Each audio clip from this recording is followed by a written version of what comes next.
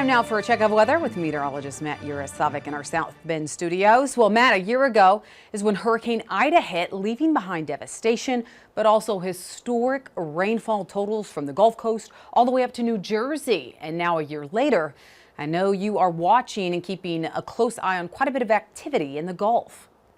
Yeah, Ty, that's right. We are watching some activity in the Gulf, and we're not talking about a tropical storm or a hurricane, at least just yet. There will be some storms possible as we head towards the second half of the season, but it's been a lot of moisture coming in with a couple of stalled out fronts, and you can see the root zone even back into the southwest. A lot of extremely damp conditions, and that's from a bunch of stalled out fronts here, slowly eroding at those drought conditions here, especially in parts of Texas. Here's a look at the latest drought monitor.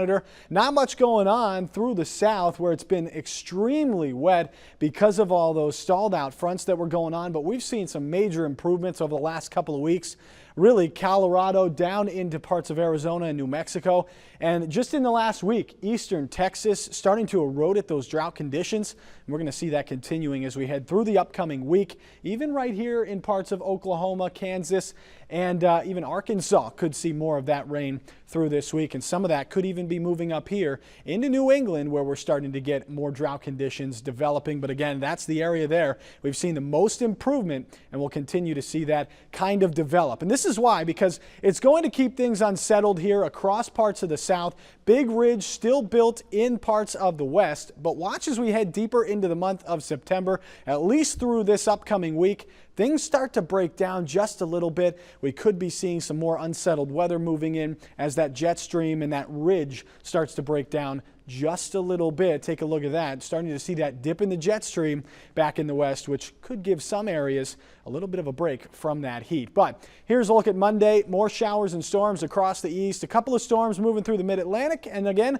that stalled out front not going anywhere in the south. That continues to be the case on Wednesday.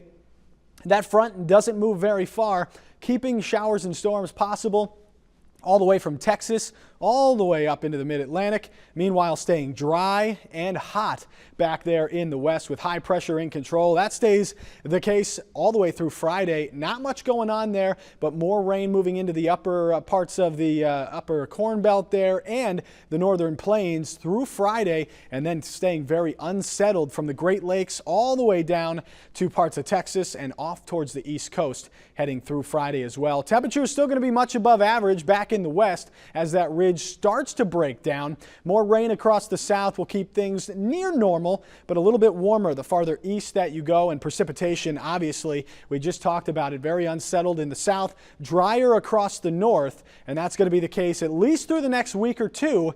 But it looks like the fall forecast is going to be much above average for most of the country, September, October, and November, and precipitation could be below normal for much of the lower 48. Tyne, back to you. Thanks, Matt. Well, that rain and all that weather in Texas may be too late for the crops. So was it weather or recession concerns weighing on the markets this week? Jared Creed and Chip Nellinger join me next.